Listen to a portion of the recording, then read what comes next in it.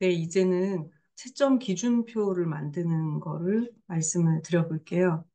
그 학생들에게 피드백하려면, 우리가 이제 보통 예를 들어서 학생들이 드로잉을 한다. 그러면 이제 교수님이 학생들 사이를 이렇게 보면서, 뭐, 누구는 뭐가 좋아졌네. 터치가 좋아졌어.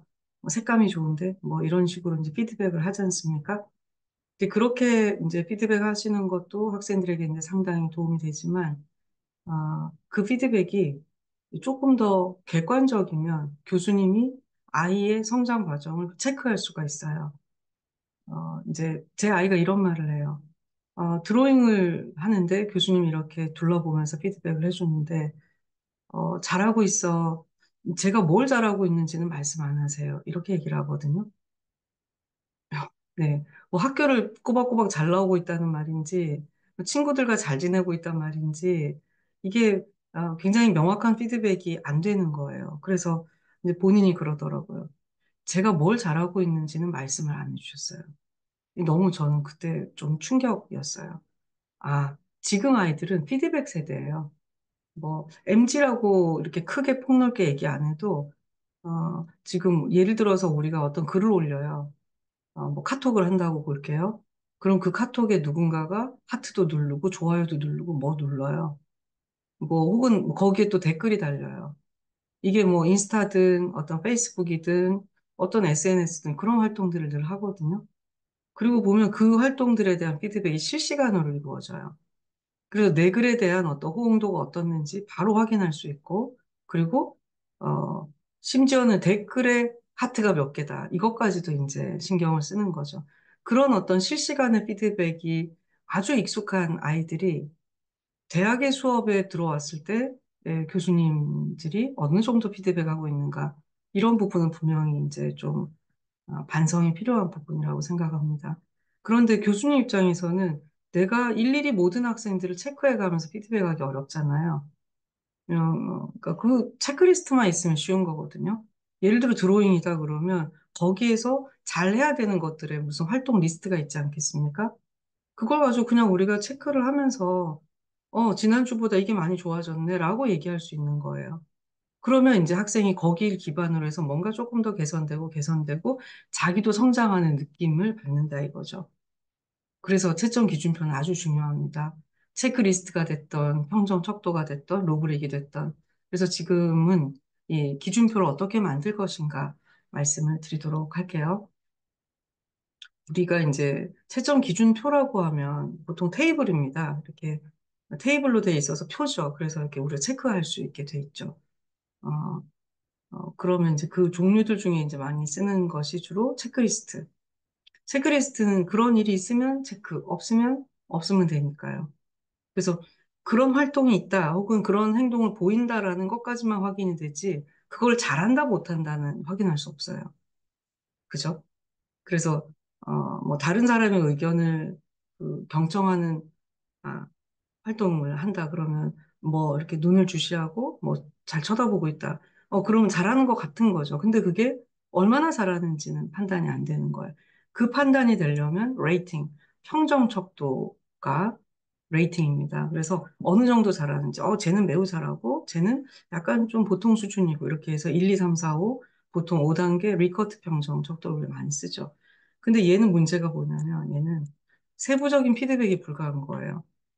경청을 잘한다라고 했을 때 경청을 잘하는 태도가 더 잘하는 체크도 있고 더 못하는 것도 있지만 어떤 측면에서 내가 다른 학생에 비해서 난 3점이고 경청 태도가 쟤는 5점이냐 여기에서 이제 좀 또 논란이 있을 수 있는 거죠. 그 세부적인 피드백이 불가하기 때문에 이제 궁극적으로는 루브릭을 만드는 것이 학생들에게 피드백도 정확하고 수준도 정확히 객관화할 수 있고 그리고 결국은 같은 점수라도 내가 왜 어떤 근거에 의해서 이런 점수를 받았는지 학생이 수긍할 수 있단 말이죠. 그래서 특히나 수행평가는 객관적인 평가가 어려워요. 그간에는 평가들 감시관적인 평가를 했거든요. 그 아이즈너라는 학자가 감시관적인 평가를 어떻게 했냐면 전문가가 그냥 작품 감정하듯이 하는 평가예요. 음, 척 보면 아는 거죠. 훌륭한 작품이군. 감정가 5천만 원. 이렇게 되는 식으로 보통의 학생들의 수행을, 특히 뭐 그림이라든지. 근데 그것이 중요하긴 하고 그것 또한 아주 인정해야 될 영역이지만 학생을 교육할 때는 이 감시관적인 평가가 학생들에게는 피드백이 없다는 거죠. 도대체 뭐가 얼마나 훌륭하다는 건가. 네. 그래서 이 피드백을 위해서 우리는 기준표 만드는 것을 한번 해보도록 하겠습니다. 수행평가의 채점 기준표 개발의 팁은 이렇게 정리할 수 있어요.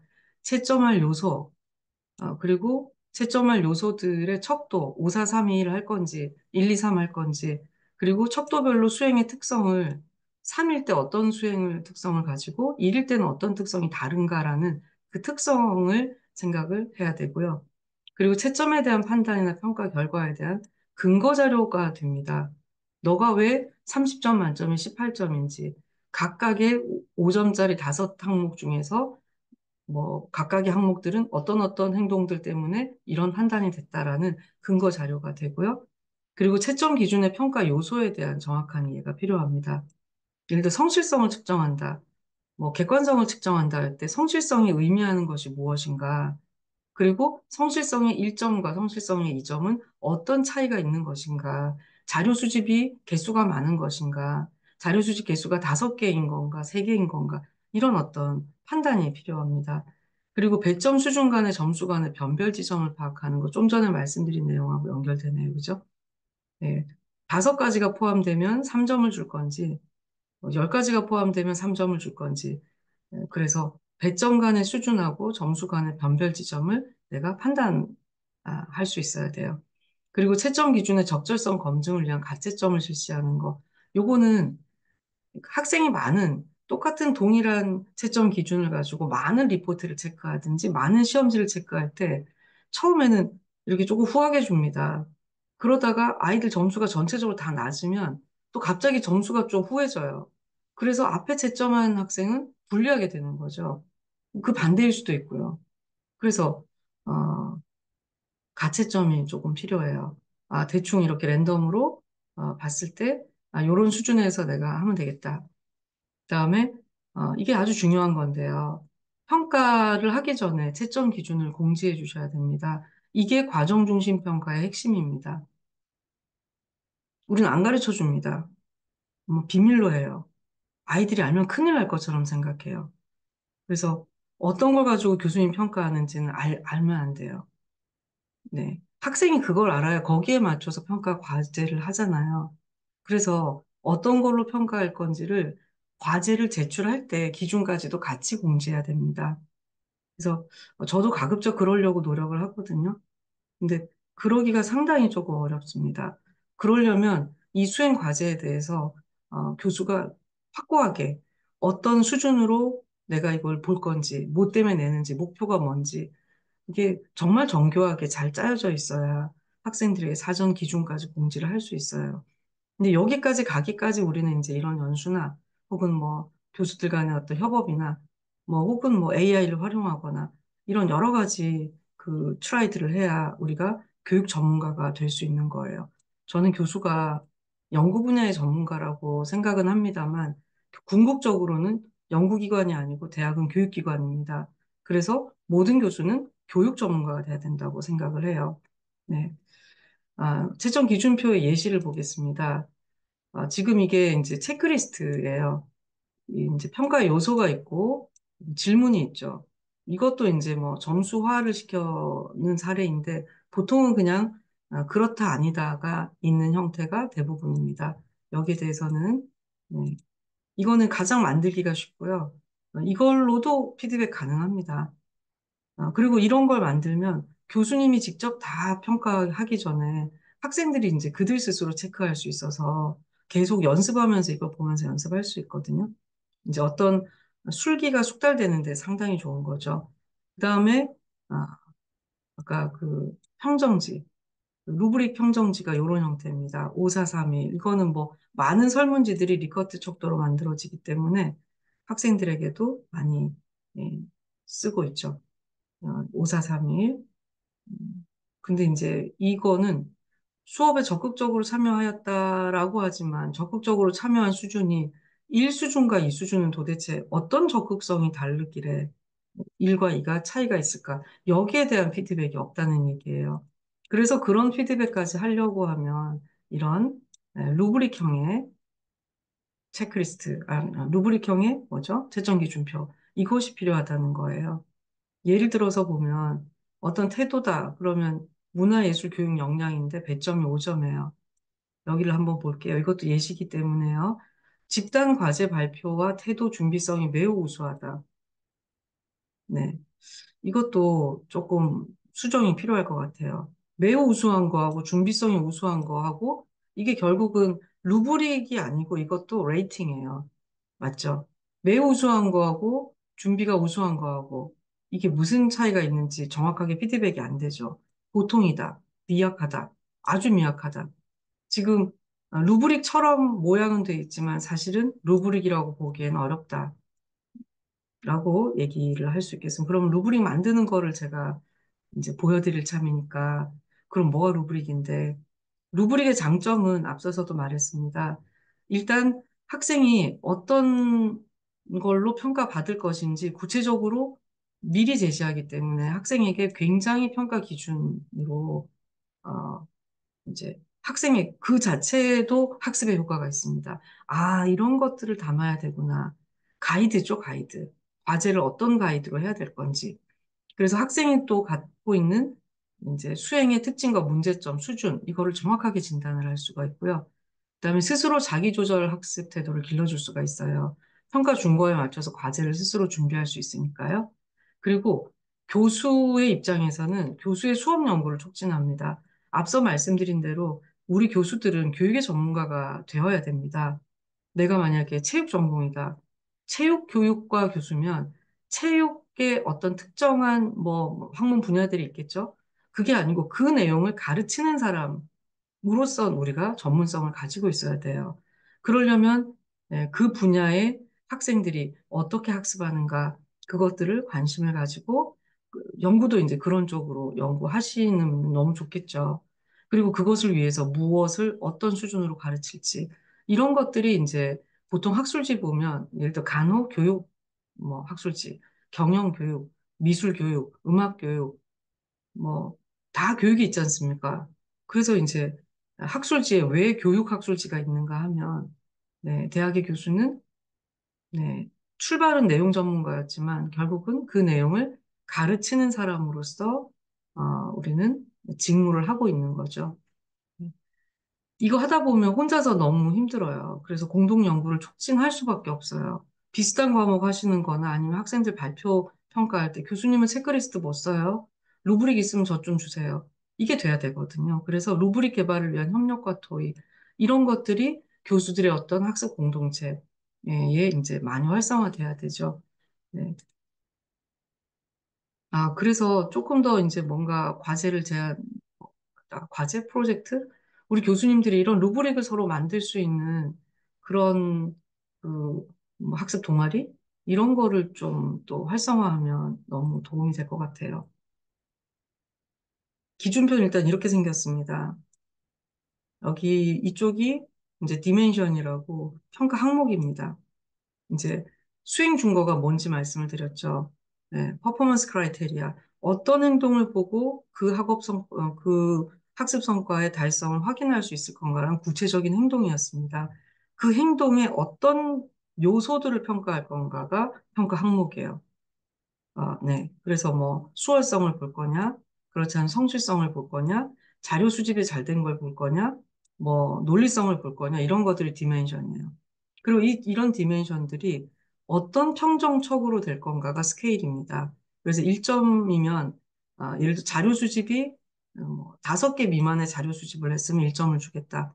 스케일 2는 뭐 6개에서 8개가 자료 수집이 되면 2점을 주겠다. 이게 결국은 수행의 성취 수준을 세분화하는 그런 등급을 나누는 것이 됩니다.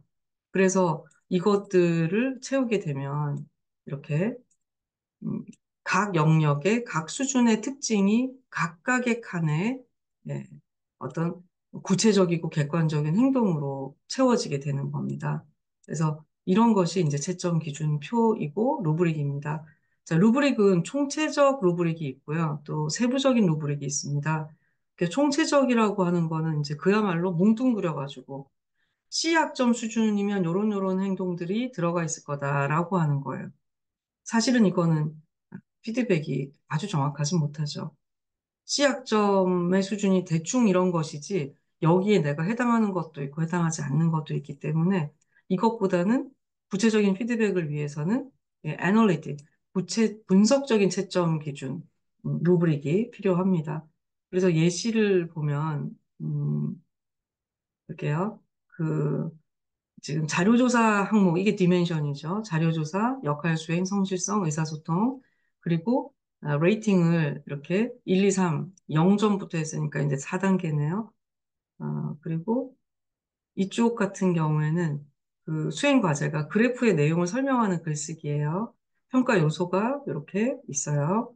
그래프의 세부 정보를 제시했는가? 그러면 제가 한번 그 기술을 볼게요. 그래프가 나타내는 세부 정보를 정확하게 파악하고 내용을 구체적으로 제시했으면 4점. 그래프가 나타내는 세부 정보를 파악하고 제시를 했는데 내용 제시가 좀 부족하면 3점. 네.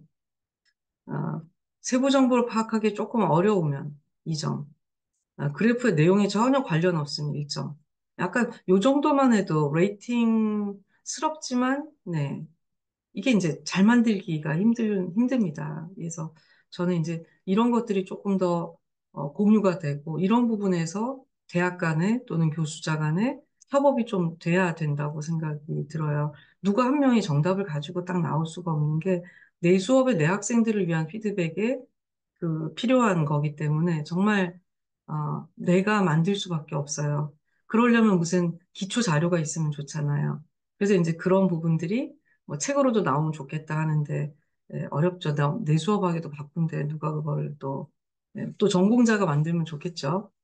자, 채점 기준표를 만드는 순서가 하향식의 순서가 있고 상향식의 순서가 있어요. 이 하향식이라고 하는 거는 답부터 정해놓고 내려가는 겁니다. 그래서 이 정도면 상이야, 이 정도면 중이야. 이걸 이제 미리 정해놓고 그 다음에 이제 지점표를 만들어요. 그리고 몇 명의 과제의 평가를 일단 해봐요. 근데 애들이 다 하예요. 아니면 애들이 다 상이에요. 이렇게 되면 이제 수정이 돼야 되는 거예요. 이게 하향식이고요. 상향식은 아이들의 과제부터 해서 올라가는 겁니다. 과제를 다 봐서 대충의 상중하를 이렇게 특징들을 구분을 해요. 그리고 상이 어떤 특성을 가지고 있는지 상해 과제의 구체적인 어떤 특성을 뭐 어떤 디멘션과 스케일을 담아가지고 쓰는 거죠. 그렇게 해서 최종적으로 기준표를 완성하는 게 상향식입니다. 이게 이제 아까 제가 누군가가 기초자료를 좀 만들면 수정해서 쓸 건데 했던 게 기초자료가 이거예요.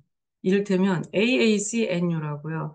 American Association of College and University예요. 미국의 대교역 같은 1,300개 정도 학교가 가입을 해 있는다고 해요. 그러니까 칼리지도 있고 유니버시티도 있는 거죠. 여기에 그 밸류 루브릭 그래서 보면 루브릭을 다운로드 받을 수 있게 되어 있어요. 주로 이제 핵심 역량들이거든요. 그래서 여기 뭐 이렇게 civic engagement, local and global, creative thinking 네, 이 16개가 아예 그냥 다운로드 받게 되어 있습니다. 그래서 요거는 제가 여기 어디 슬라이드에 그 링크가 있을 건데 네, AACNU 들어가시면 요거 찾을 수 있어요. 네. 그리고 한국 학교는 초중고가 2015년 개정 교육과정부터 역량 기반 교육을 하면서 수행평가를 의무화했거든요. 초중고 모두. 그러니까 선생님들이 이런 걸 채점을 해야 되잖아요. 그래서 만든 게 학생평가 지원 포탈입니다. 여기에는 각종 이제 수행평가 도구하고 서술형, 논술형 평가 도구하고 또 현장 중심의 학생평가 도구하고 이런 것들을 계속 개발해서 여기다가 이제 넣고 있습니다. 이제 초중고 다 이렇게 되어 있고 루브릭도 이제 뭐 빼고 넣고 다 됩니다. 그래서 이거가 너무 요긴하게 활용을 할 수 있는데, 일단, 초중고 선생님들 아이디가 있어야 됩니다. 그래서 우리는 이 안의 내용들을 쓰지 못해요. 그럼 좀 다를 거 아니에요? 근데 달라도 고쳤을 수가 있단 말이에요. 다양한 평가 도구에 탑재돼가지고. 그래서 저는 이 부분에서 이게 우리 교육부가 이런 거를 대학은 물론 자율성이 있지만 안 만들어주고 있다는 거죠. 대학들이 각자 만들기 때문에 우리 대학 교육이 이렇게 더디게 발달하고 있는 것 같아요. 그 필리핀처럼 어떤 대학의 교육부를 담당하는 별도의 기구가 있어야 되지 않나 이런 생각을 또 위험한 생각이죠. 조금 어쩌다가 합니다. 일단 너무 좋은데 우리는 못 쓴다. 특히나 이거는 아이디 교사분 있으시면 빌려서 들어가 보시면 뭐 예술과라든지 뭐 체육이라든지 과학이라든지 사회라든지 국어도 마찬가지예요. 대학에서 지금 가르치고 있는 것들이 고등학교 때도 충분히 막 다뤄지고 있어요. 그걸 커스터마이징해서 쓰는 거는 이제 우리의 역량입니다. 그래서 어, 현실적으로는 저는 누군가의 아이디를 빌려서 쓰고 있습니다. 그래서 뭐 상업적으로 이용 안 하면 되는 것이라고 안내문이 뜹니다. 네. 그래서 참고하시면 좋겠습니다. 학생평가 지원 포탈입니다. 그리고 제가 주로 쓰는 거는 AI예요. GPT인데 예를 들어서 아까 그 무슨 교수님이 논리회로? 네. 컴퓨터공학과 교수님이요. 당신은 한 기업에 뭐 어쩌고저쩌고 이렇게 해서 과제를 주는 거예요. 그리고 그거에 평가 루브릭을 만들어줘 이렇게 명령을 주는 겁니다. 그래서 얘가 루브릭 자체를 이렇게 어, 과제가 현실적인가, 요구를 적합했는가, 설계가 창의적인가, 난이도는 적절한가, 자기가 나름대로 제안을 이제 교수님이 몇 가지 줬죠. 예, 이제 그걸 가지고 이제 평가 기준은 평가의 요소는 교수님이 주고 이거를 이제 루브릭으로 만들어줘 하면 이 기준 요소들별로 각 단계의 특성을 넣어가지고 얘가 루브릭을 만들어줍니다. 이걸 표로 만들어줘 하면 표로도 만들어줍니다. 그래서, 이거는 뭐 제가 구현하는 것은 또 이거는 뭐 사실은 교수님이 해보면 돼요. 네. 질문만 자꾸 하면 되잖아요. 그래서 뭐 이렇게 말고 각 세부 항목별로 세분화해서 표로 만들어줘야지. 약간 나무라듯이 제가 그랬더니 죄송합니다. 이렇게. 네. 보통은 저는 이제 좀, 잘했어. 이렇게 칭찬해주고. 그런데 이것만 좀 더 해줄래? 그러면 얘가 좀 더 이렇게 좀 신나서 해주는데, 뭔가 자꾸 엉뚱한 대답을 해서 제가 좀 짜증이 났나 봅니다. 이렇게 말고. 죄송합니다. 네. 어, 마치 조교를 둔 것 같습니다. 그래서 너무 요긴하게 활용하고 있습니다. 요거 역시 교수님들이 네, 뭐 혼자서 연습해 보시면 충분히 할 수 있을 거라고 생각을 하고요. 우리 학생들은 이런 개인별 피드백을 어떤 식으로 보냐면 저희 대학이 2018년에 너무 다행인 게 그때 무슨 그 프라임이라고 국고 사업이 있었어요. 뭐 그것 때문에 뭐 힘들어진 측면도 있지만 그때 이제 돈이 생겨가지고 그 3억을 주고 어, LMS를 구축을 했어요. 그때 이제 3억을 주려고 하니까 2억을 그 프라임 사업비로 넣고 이제 교비 대응을 30% 해야 돼서 그 1억을 끌어오는데 되게 뭐 여러 가지 사전 작업이 교내도 그렇고 막 설득 작업이 많았었거든요. 그때 만든 회사인데 뭐 회사 이름을 말씀드리긴 좀 그렇습니다. 그 LMS 회사예요. 이제 그 회사가 좋은 게 이렇게 필요한 게 있으면 앞 버전, 뒷 버전이 없고 모든 대학이 다 똑같은 버전을 쓰는 거예요. 근데 최근에 이제 이 그 과정 중심 수행 평가 이 요구를 반영해서 요 메뉴가 생겨났어요.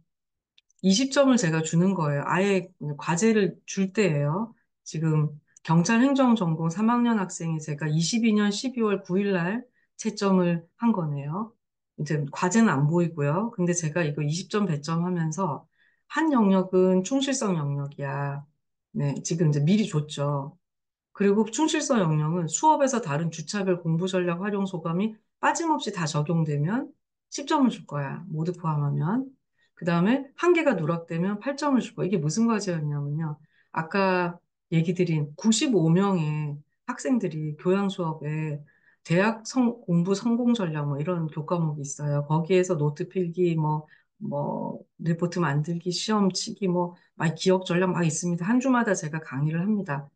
그것들을 자기 전공학습이나 자기 일상생활에 적용해가지고 그 적용의 증거 자료하고 이 초감을 넣는 그래서 어떤 성과가 있었는데 포트폴리오를 제가 한 학기 걸 만들게 한 겁니다.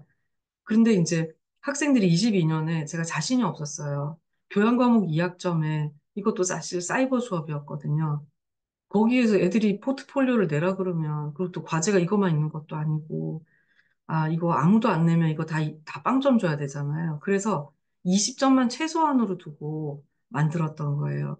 근데, 수행평가가, 이제 초중고에서 올라오는 애들이 많기 때문에 지금은 훨씬 많은 애들이 더 정성스럽게 잘 해내고 있어요. 제가 채점이 힘들어서 이제 그 과목은, 이제 못하겠어요 하고 이제 내려놨어요. 이렇게 해서 이제 채점 기준을 학생들에게 미리 주는 거예요. 그럼 학생들이 뭐, 한 개 누락하면 2점이 마이너스 되는 게 뻔히 보이잖아요. 다 하라 이거죠. 그럼 교수님이 다 하기를 원하네. 다 해요. 네, 다 하면 좋은 거 아니에요. 그죠? 그 다음 효과성이, 예, 얼마나 좋은가. 제가 그 공부 전략을 적용하고 효과성이 얼마나 좋은가를 어떻게 제가 파악을 하겠습니까? 그래서 그 효과의 증빙이 다 들어가 있으면 10점. 3개 이상의 효과가 증빙돼 있으면 3점 이렇게 준 거예요. 이게 루브릭이에요. 이게 100% 좋은 루브릭이다라고 말씀을 못 드리겠지만 학생들이 여기에 보고 이거 맞춰가지고 한 거예요. 근데 지금 보시면 여기 경찰행정학과 3학년 이 학생이 18점을 받았거든요. 그 증빙을 3개만 붙인 거예요. 뭐 예를 들어 노트 필기, 예를 들어서 뭐 어, 그룹 스터디 뭐 이런 것만 붙였겠죠. 저는 또 채점을 체크를 제대로 해야 될 거 아니에요. 그죠? 근데 생각보다 이거 채점을 하면 굉장히 빨리 할 수 있습니다. 이게 모호하지 않고 명확하기 때문에 엄청 빨리 할 수 있어요. 심지어는 이거를 교수가 하지 않아도요. 예, 가족들이 도와줄 수도 있어요. 너무 객관적으로 채점을 할 수 있기 때문에. 그런데 이 학생은, 18점이야. 근데 어떤 학생도 18점이겠죠. 그런데 어떤 학생은 포트폴리오가 한 주께 누락됐어요. 그렇지만, 네, 이건 안 되겠네요. 누락됐는데 모든 주제 효과를 증빙하기가 어렵네요. 네. 이든, 같은 18점이지만 안에 내용이 다를 수 있다는 거예요. 그래서 개인에 대한 세부적인 피드백이 가능하다. 교수님이 어떤 것까지 원하는지, 어디까지 보장해 주려고 내가 어떤 수준을 목표 지점으로 잡았는지, 그리고 내가 어떤 부분이 부족해서 거기에서 감점이 이루어졌는지, 그리고 이 부분이 20점이 모두 다 만점이 돼도 상대평가 점수 주는데 전혀 영향이 없죠. 전열하긴 그렇고, 다른데 등급을 나눌 수 있는 기회가 많기 때문에 굳이 이것 가지고 등급을 안 나눠도 되죠. 그래서 가급적이면 모든 학생이 여기에서 만점 받을 수 있게 중간중간에 내가 할 수 있으면 이제 중간 피드백을 해주자 이거죠. 이게 과정 중심의 수행평가, 과정 중심 평가입니다. 그렇게 했을 때 제일 마지막은 이제 교과목의 성과가 얼만큼 났는지 각 교과목별로 원래 목표대로 아이들이 잘 따라왔는지, 만약에 못했으면 어떤 부분을 개선을 할 건지, 이게 교과목 CQI라고 하는 보고서가 되는 거죠. 그래서 많은 학교들이 교과목 CQI 형태가 뭐 여러 가지인데요. 제일 중요한 거는 교과목의 학습 성과를 얼마나 달성했는가를 교수가 스스로 체크할 수 있어야 향후 개선 계획이 성과 기반으로 나오게 됩니다. 그래서 이런 부분들을 염두에 두시고 CQI를 작성을 하시면 되겠습니다. 네. 여기까지 제가 채점 도구, 그러니까 채점 기준표 만드는 거를 말씀을 드렸습니다. 네. 수고 많으셨습니다.